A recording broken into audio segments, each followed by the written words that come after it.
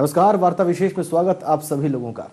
हमारी इस विशेष प्रस्तुति में हमेशा कोई ना कोई विशेष अतिथि हमारे साथ होते हैं और आज हमारे साथ हैं महिला कांग्रेस की अध्यक्ष और अब नियुक्त हुई राष्ट्रीय प्रवक्ता शोभा ओझा जी। स्वागत आपका। Thank you Shobha ji. सबसे पहले तो अभी आप राष्ट्रीय प्रवक्ता बनाई गई हैं। एक सवाल का जवाब पूरा देश जानना चाहता है। ये महिला कांग्रेस बनने के बाद जो अचानक आप नेशनल फ्रेम में आई हैं, ये व्यस्तता आपकी बढ़ा रहा है? बहुत बड़ी जवाबदारी आदरणीय राहुल जी और सोनिया जी ने दी है और मैं उनकी I am thankful to them. और निश्चित ही बहुत व्यस्तता रहनी चाहिए इस पद पर, क्योंकि पूरे राष्ट्र की महिला संगठन का बोझ है और ख़ास तौर पे ऐसे दौर में जब महिलाएं इस 21वीं शताब्दी में महिला इश्यूज़ को, महिलाओं को सेंटर स्टेज हैं महिलाएं, और रोज़ कोई ना कोई इशू होता है। महिला अत्याचार तेज़ी से बढ़ा है और उस पर चर्चा होने लगी है, खुल के विरोध स्वर उठने लगे हैं। निश्चित ही महिला संगठन को बहुत सीरियसली काम करने की आवश्यकता है। तो शोभा जी, क्या योजनाएं हैं आपकी? अब चुनाव, बिल्कुल लोकसभा चुनाव सर पे हैं, एक बड़ी हार भी आपको मिली है विधानसभा चुनाव में। ये जो गैप मिला है, इसका कैसे इस्तेमाल करने जा रही है राष्ट्रीय प्रवक्ता के तौर पर भी और महिला कांग्रेस की अध्यक्षा के तौर पर भी? देखिए, महिला कांग्रेस के अध्यक्ष होने के नाते मैंने अपने संगठन को बहुत ज़्यादा सेंसिटाइज किया है। सबसे पहली बात, क्योंकि महिलाओं का संगठन है, महिलाओं की बात पहले, और महिला अत्याचार के खिलाफ लड़ाई लड़ना और महिला अत्याचार के खिलाफ सबसे बुलंद आवाज़ बनकर आज हम खड़े हुए हैं हिंदुस्तान में। दूसरी बात, जो हमारी अपेक्षा है हमारी पार्टी की हमारे संगठन से है कि हमें एक सरकार और जनता के बीच में एक कड़ी का काम करना है। हमें जो सरकारी योजना है, केंद्र सरकार, यूपीए सरकार ने पिछले 10 सालों में बहुत काम किया है और इस देश के नागरिकों को बहुत सारे अधिकार दिए हैं। अगर हम शिक्षा की बात करें तो शिक्षा का अधिकार दिया है, रोजगार की बात करें तो मनरेगा के तहत रोजगार का अधिकार दिया है, गरीबी से लड़ने के लिए खाद्य का अधिकार दिया है, भ्रष्टाचार से लड़ने के लिए राइट टू इंफॉर्मेशन, सूचना का अधिकार दिया है। लेकिन काफी भ्रष्टाचार भी हुआ है, ये आप स्वीकार करती हैं? देखिए, मैं उस पे आऊंगी आने वाले इस पे। तो ऐसे बहुत सारे अधिकार दिए, पर कहीं ना कहीं एक संगठन के नाते इन अधिकारों को जनता के बीच में ले जाके प्रचार प्रसार करना में हम असफल रहे और वही वजह रही हमारी पिछले दिनों विधानसभा में हार की भी। और मैं समझती हूँ कि संगठन का काम है कि जो सरकार काम करे उसको जनता तक पहुँचाए, उस जनता की जो मुश्किलात हैं उसको सरकार तक पहुँचाए। ठीक है शोभा जी। अब एक चीज़ और भी देखिए, सोनिया जी ने भी ये बात कही और राहुल जी ने भी कही। उन्होंने कहा कि महंगाई और भ्रष्टाचार, ये दो जो है इन्होंने हमको बहुत नुकसान पहुंचाया है। भ्रष्टाचार में आप देखिए कई सारे आरोप लगे यूपीए 2 के आपके कार्यकाल में, चाहे वो कॉमनवेल्थ गेम्स की बात हो या अभी आदर्श कैंप की बात हो। राहुल ने खुद कहा कि इसको मैं चाहता हूं कि ये रिपोर्ट जो है स्वीकार की जाए। आप देखिए फिर 2G स्कैम की बात हुई, कोयला घोटाले की बात चल रही है। ऐसा भी कुछ लोग कहते हैं आपके विपक्षी कि आज़ाद भारत में इससे ज़्यादा भ्रष्ट सरकार नहीं रही है। देखिए, हमें ये मानते हुए कहीं भी संकोच नहीं है कि भ्रष्टाचार कहीं कहीं हुआ है। और जैसा आपने कहा, पर एक तरफ भ्रष्टाचार और दूसरी तरफ पार्टी का उस भ्रष्टाचार को लेके क्या रुख है। जहाँ तक कांग्रेस पार्टी की बात है, हमने भ्रष्टाचार को नहीं सहन किया। हमने जो भी, चाहे हमारी पार्टी के अंदर लोग रहे हों जो भ्रष्टाचार में लिप्त हो, चाहे हमारे कोएलिशन पार्टनर्स हों जो भ्रष्टाचार में लिप्त थे, सबके खिलाफ एक्शन लिया है। वहीं दुख होता है जब दूसरी पार्टियां, जो कि अपने आप को भारतीय जनता पार्टी की अगर हम बात करें, जो उंगलियां उठा रही, भ्रष्टाचार पे शोर मचा रही है। तो जो 2G है, किसकी देन है? ये प्रमोद महाजन जी की देन है। जब प्रमोद महाजन खुद टेलीकॉम मिनिस्टर होते थे तब शुरुआत हुई थी और बहुत बड़ा इस भ्रष्टाचार में उनका रोल रहा है, तो उसको वो नज़रअंदाज कर रहे हैं। येडियुरप्पा जो कि कर्नाटक में फिर से ज्वाइन कर गए हैं, जेल में रह के आए भ्रष्टाचार के लिए। तो ये दोहरी नीति जो इन पार्टियों की, वो गलत है। और मैं आपको याद दिलाऊं, भ्रष्टाचार की बात सबसे पहले पार्टी के अंदर हमारी लाडले नेता राजीव जी ने की थी और प्रधानमंत्री रहते हुए उन्होंने कहा था कि जब हम 1 रुपया केंद्र से भेजते हैं तो केवल 15 पैसे जमीन तक जो वाकई ज़रूरतमंद लोग हैं उन तक पहुंच पाता है, बाकी पैसा भ्रष्टाचार में। क्या आपको लगता है कि स्थिति में सुधार हुआ है? 15 पैसे से बढ़कर ये कुछ और पहुंचा है? देखिए, उसके बाद जो राजीव जी की ये सोच थी, तो उन्होंने पंचायती राज की स्थापना करी, जिससे कि गांव के लोगों को, जमीनी लोगों को सत्ता उनको सौंपी, जिससे कि भ्रष्टाचार में कमी आए, पैसा सीधे उन पे आए और वो उसको कामों में लगा सके, विकास में लगा सके। उसके बाद जब ये लगा कि ये काफ़ी नहीं है, इससे भ्रष्टाचार को हम रोक नहीं पा रहे हैं, तो आरटीआई का अधिकार कांग्रेस ने इस देश को दिया। शोभा जी, शासन की बात आपने की, गवर्नेंस की बात की, यही तो मोदी जी का आरोप होता है, जो बीजेपी के प्रधानमंत्री पद के उम्मीदवार हैं, कि एक्ट नहीं एक्शन चाहिए हमें। वो बार बार ये कहते हैं कि आपने सिर्फ एक्ट, कानून बनाए हैं, कानून को लागू करना बिल्कुल एक डिफरेंट बॉल गेम है। यहाँ पर शायद, क्या आपको लगता है आपकी सरकार चूक रही, जिसकी वजह से इनको अवसर मिल रहा है? नहीं, बिल्कुल मेरी, देखिए जहाँ तक मोदी और भारतीय जनता पार्टी का सवाल है, इनका आज से नहीं, जब से आरएसएस और जनता पार्टी थी, फिर भारतीय जनता पार्टी बनी, हमेशा से इनका स्टाइल ऑफ वर्किंग रहा है, झूठ बोलो, जोर से बोलो, बार बार बोलो और सच बना दो उसको। तो मोदी जी वही कर रहे हैं। मोदी अगर भ्रष्टाचार की बात करते हैं, मध्य प्रदेश सरकार पे क्यों नहीं एक्शन लेते हैं?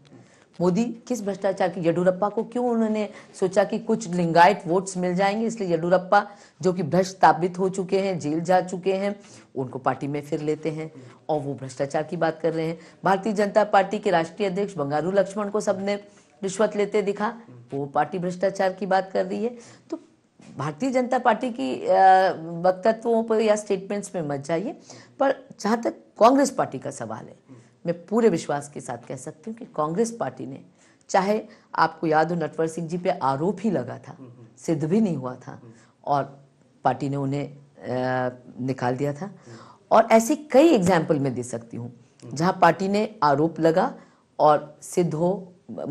आदर्श ठीक के मामले में मुंबई के सीएम को तुरंत रेजिग्नेशन अपना देना पड़ा।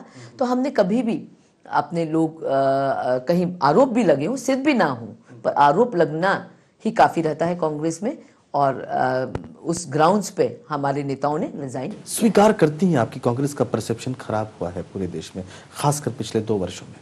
देखिए, कांग्रेस के साथ सबसे बड़ी मुसीबत यह है क्योंकि कांग्रेस लगातार सत्ता में रही है और कांग्रेस बहुत पॉजिटिव सोचने वालों में से है। ये वो पार्टी है जिसने इस देश को हमेशा विकास की राह पे आगे लेके आई है और जिसने देश को टोटालिटी में देखा है, देश को टुकड़ों में नहीं देखा है, देश को यूपी, मध्य प्रदेश, महाराष्ट्र के रूप में नहीं देखा है, जिसने इस देश को हिंदू, मुस्लिम, सिख, ईसाई के रूप में नहीं देखा है, जिसने इस देश को क्षेत्रवाद या भाषा के रूप में नहीं देखा है, इसने एक देश को एक नेशन के रूप में देखा है। तो उस सोच के साथ कांग्रेस पार्टी आगे बढ़ी है देश को लेके। अब प्रचार और मार्केटिंग के एक युग में हम जी रहे हैं और शायद हम समझते हैं कि मार्केटिंग अगर ना हो, आपने कितना ही काम किया हो, अगर मार्केटिंग ना हो तो जनता शायद कहीं ना कहीं भूलती है कि तो अब आप मार्केटिंग के लिए तैयार हैं? बिल्कुल, अभी हम अपनी पिछली गलतियों से समझ चुके हैं और मैं समझती हूँ कि अगर दौर जो है मार्केटिंग का है तो हमें भी उसमें उसी अस्त्र शस्त्रों से उतरना चाहिए जो दौर है। शोभा जी, आप कह रही हैं कि आपने देश को कभी हिंदू मुस्लिम के तौर पे नहीं देखा, सिख ईसाई के तौर पे नहीं देखा, बुद्ध जैन के तौर पे नहीं देखा, लेकिन जब देश का प्रधानमंत्री रहते हुए ये कहता है कि देश के संसाधनों पर पहला अधिकार अल्पसंख्यकों का है, तो क्या ये ना समझा जाए कि अल्पसंख्यक तुष्टीकरण की नीति है? नहीं, देखिए क्या होता है कि अगर घर में 3 बच्चे हैं और एक बच्चा कमज़ोर है तो निश्चित ही माँ की सोच ये रहती है कि उस कमज़ोर बच्चों को दूसरे बच्चों की बराबरी में लाके मैं खड़ा कर दूं, चाहे उसको 2 रोटी ज़्यादा खिलानी पड़े। तो वही सोच प्रधानमंत्री की रही होगी जब उन्होंने ये वक्तव्य दिया होगा। महिलाओं के लिए मैं वीकर सेक्शन शब्द नहीं यूज़ करूँगी, पर कहीं ना कहीं उन लोगों को भी आगे लाके और बराबरी का अधिकार देने की ज़रूरत है, मैं समझती हूँ। अभी राहुल जी ने एआईसीसी सेशन में कहा कि मैं 50% महिला सीएम्स देखना चाहता हूं और यहाँ पे अगली बार जब मीटिंग हो तो मैं 50% महिलाओं को देखना चाहता हूं। आपको लगता है इतने दिनों से वुमेन रिजर्वेशन बिल पार्लियामेंट में पेंडिंग पड़ा हुआ है, कोई राजनीतिक एकमत नहीं हो पाता है उस पर? अलग अलग कारण हो सकते हैं, मैं उसकी फिर गहराई में नहीं जाऊंगा। इन हालात में क्या देश में सिर्फ महिला सशक्तिकरण एक नारा मात्र बन के नहीं रह गया है? देखिए, फिलहाल तो है, सिंबलिज्म है, और मैं मुझे बड़ी खुशी हुई जब राहुल जी ने इस बात को कहा कि वो 50% मुख्यमंत्री चाहते हैं इस देश में।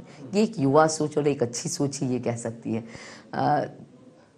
जो राजीव जी ने हम महिलाओं के लिए इस देश में किया, मैं उनके उस जज्बे को सलाम करती हूँ। और उन्होंने इस देश की महिलाओं को इतनी ताकत दे दी जो विश्व में उसका कोई दूसरा एग्जाम्पल नहीं मिल सकता। और जो 33% का आरक्षण दिया तो पुरुष हमारे देश में हंसते थे कि आप महिलाएं इतनी कहाँ से लाओगे, कैसे लाओगे, और पुरुष प्रधान सरपंच पति जैसी बातें आने लगी। पर उसके बाद हमने देखा कि वो आरक्षण में 50% से ज्यादा हमें महिलाएं आने लगी, तो 50% आरक्षण हो गया। आने वाले समय में ये महिला बिल भी पास होगा। कब तक आप ये ड्रीम मटेरियलाइज होता देख रही हैं? सपना कब तक जल्दी, फरवरी में, अभी फरवरी में, क्योंकि हमारे नेताओं ने, सोनिया जी और राहुल जी, कांग्रेस पार्टी कटिबद्ध है इस बिल को पास करवाने के लिए। तो मुझे पूरा विश्वास है कि फरवरी में यह अधिकार हमें मिलेगा। छोटे से ब्रेक का वक्त है। जब ब्रेक से वापस लौटेंगे तो बात करेंगे अभी अभी हुए अरविंद केजरीवाल के आंदोलन की, और इसके अलावा दिल्ली की कोर्ट के आदेश की, जिसमें दिल्ली के एक मंत्री पर महिलाओं के अधिकारों को जो है छीनने का आरोप लगाया गया है, उनके साथ बदतमीजी करने की बात हो रही है। उस पर महिला कांग्रेस क्या सोच रही है, और वंशवाद पर कांग्रेस की सोच क्या है। छोटे से ब्रेक के बाद। ब्रेक के बाद एक बार फिर से आप सभी का स्वागत है। हमारे साथ हैं शोभा ओझा जी, महिला कांग्रेस के अध्यक्ष और अब उनकी राष्ट्रीय प्रवक्ता। शोभा जी, बातचीत एक बार फिर से आगे बढ़ाते हैं। आप एक चीज बताइए, दिल्ली में जो कुछ हो रहा है, ये आम आदमी पार्टी की सरकार जो बनी है आपके समर्थन से, अभी देखिए युगांडा की महिलाओं को जो है अरेस्ट करने की बात कही उनके मंत्री सोमनाथ भारती ने, उनके कानून मंत्री हैं, कोर्ट ने भी इसका संज्ञान लिया, FIR करने के आदेश दिए। इस पर क्या आप लोग को नहीं लगता कि ये महिलाओं के अधिकारों का हनन है, और खासकर विदेशी महिलाएं जो भारत में हैं उनके साथ? देखिए, ये बड़ा दुर्भाग्यपूर्ण है कि जनप्रतिनिधि और खास तौर पे लॉ मिनिस्टर, कानून मंत्री इतना गैर जिम्मेदाराना व्यवहार करे, इस तरह की हरकत करे कि किसी महिला के घर में रात को अपने समर्थकों को लेके घुस जाए, उनके साथ अभद्र टिप्पणी करे और उनके कार्यकर्ता अभद्र व्यवहार करें, उन पे आरोप लगाए ड्रग पेडलिंग का, सेक्स रैकेट का, बिना किसी सबूत के। और उस महिला का जब टेस्ट हुआ तो पाई गई कि वो ड्रग्स ली हुई नहीं पाई गई। तो इस तरह का पूरा जो ड्रामा हुआ, मुझे नहीं समझता कि वो क्या सिद्ध करना चाह रहे थे, कानून मंत्री क्या करना चाह रहे थे, क्या बताना चाह रहे थे देश को। अरविंद केजरीवाल कानून मंत्री के खिलाफ तो कुछ नहीं कहते हैं, पर जो पुलिस वालों ने उन महिलाओं को बचाया इनके कार्यकर्ताओं से, उन पे कार्रवाई की बात करते हैं, मांग करते हैं, भूख हड़ताल मतलब धरने पे बैठ जाते हैं। तो मैं समझती हूँ ये बहुत गलत प्रेसिडेंट वो कायम कर रहे हैं। पुलिस को डिमोरलाइज कर रहे हैं एक तरफ, दूसरी तरफ अपने ही व्यक्ति जिसने गलत किया है उन पे कुछ नहीं कह रहे हैं। इन्हीं ने नहीं, इनके साथ एक और कुमार विश्वास जो उनके खास हैं, उन्होंने जिस तरह से गंदी टिप्पणी नर्सेस के खिलाफ करी, केरला की नर्सेस के खिलाफ करी, वो नर्सेस जो कि हिंदुस्तानी पूरे विश्व में जिनकी मांग है, जो अपनी सेवा के लिए जानी जाती हैं, उनके खिलाफ, और खास तौर पे किसी भी महिला के खिलाफ इस तरह की टिप्पणी करना उनकी सोच को दर्शाता है, उनकी गंदी मानसिकता को दर्शाता है। आप बिल्कुल ठीक करिए, लेकिन इतने सारे आरोपों के बाद भी आप इनको समर्थन क्यों दे रहे हैं बाहर से, अगर आपको लगता है? और क्योंकि इससे बीजेपी को भी अवसर मिल जाता है। वो कहते हैं आप लोगों के बीच में मैच फिक्स है और आप मोदी जी का रास्ता रोकने के लिए गठबंधन किए बैठे हैं। देखिए, इसमें कहाँ बीजेपी तो कहीं है ही नहीं। जहां तक आप पार्टी का सवाल था, दिल्ली के चुनाव का सवाल था, कांग्रेस की 15 साल सरकार यहाँ रही, शीला जी ने बहुत अच्छा काम किया, बहुत विकास किया दिल्ली का। खास तौर पे उन लोगों को ये समझ जाता है जो दिल्ली के बाहर के हैं, जब वो दिल्ली आते हैं उन्हें अपने प्रदेश और दिल्ली का फर्क नजर आता है। पर जनता का जो निर्णय था सराखों पे था। जनता ने कहा कि नहीं, आप पार्टी ने उनको बहुत सारे वादे कर दिए थे, ऐसे वादे कर दिए थे जो जनता को लगा कि शायद पूरे होंगे, विश्वास आ गया था उनको। उन्होंने आप पार्टी के समर्थन में वोट डाले, उन्होंने कांग्रेस को नकारा, बीजेपी को नकारा, आप पार्टी को मौका देने की कोशिश करी, क्योंकि नंबर पर्याप्त नहीं थे। और अगर कांग्रेस समर्थन नहीं देती तो आप पार्टी सरकार नहीं बना पाती। और कांग्रेस ने समर्थन इसलिए दिया कि एक और वो दिल्ली की जनता की जो सोच थी, जो जिस सोच के साथ उन्होंने वोट डाला था, उनको एक पार्टी को मौका देना चाहती थी कांग्रेस की, वो करके दिखाए जो उन्होंने वादे किए थे, और दिल्ली की जनता की जो मांग थी उसको पूरा करने की कोशिश करी। और प्रजातंत्र में बार बार चुनाव का बोझ ना पड़े, इसलिए वो कांग्रेस ने अच्छी सोच के साथ समर्थन दिया आप पार्टी को। तो कब तक आप समर्थन दे रहे हैं इनको? देखिए वो तो आने वाला समय ही बताएगा, पर हम जरूर चाहते हैं कि आप पार्टी ने जो वादे करे थे उनको मौका मिलना चाहिए उन वादों को पूरा। आप सच में चाहते हैं कि वो वादे पूरे करें और देश में छा जाएं, या आप ये चाहते हैं कि वो वादे पूरे ना कर पाएं? नहीं, देखिए हम तो चाहेंगे कि वो वादे पूरे करें, क्योंकि अगर कोई भी राजनीतिक पार्टी जनता से कोई वादे करती है और खासतौर पे चुनाव उस वादों पे वोट मांगती है, तो निश्चित ही अगर उस पार्टी को जीतती है या जीतने के करीब आती है तो उसे एक मौका देना चाहिए कि उसने जो वादे करे, नहीं तो जनता ठगी रह जाएगी। शोभा जी, बात दरअसल ये है कि अगर आम आदमी पार्टी ये वादे पूरे करने में सफल हो जाती है तो फिर वही जनता जो कांग्रेस को वोट देती थी वो आम आदमी पार्टी को सपोर्ट करने लग जाएगी। नहीं तो बिल्कुल, फिर कांग्रेस अगर आम आदमी पार्टी सफल होती है इन सब वादों को पूरा करने के लिए, कर दिखाती है जो उन्होंने वादे किए थे, आसमानी सुल्तानी जो वादे करे थे उस पर सफल हो जाती करने में, तो निश्चित ही दूसरी पॉलिटिकल पार्टीज को सोचना पड़ेगा कि आम आदमी पार्टी ने कैसा कर लिया जो वो नहीं कर पाई, तो कहीं ना कहीं अपने कार्यशैली में बदलाव लाना पड़ेगा फिर। अच्छा, राहुल जी भी जो है आम आदमी पार्टी से प्रभावित दिखे, खासकर उनकी कुछ चीज़ों से, जैसे वो लोकल मैनिफेस्टोज बनाने की बात करते हैं, मोहल्ला सभाओं की बात करते हैं, इससे ऐसा लगा कि वो प्रभावित थे।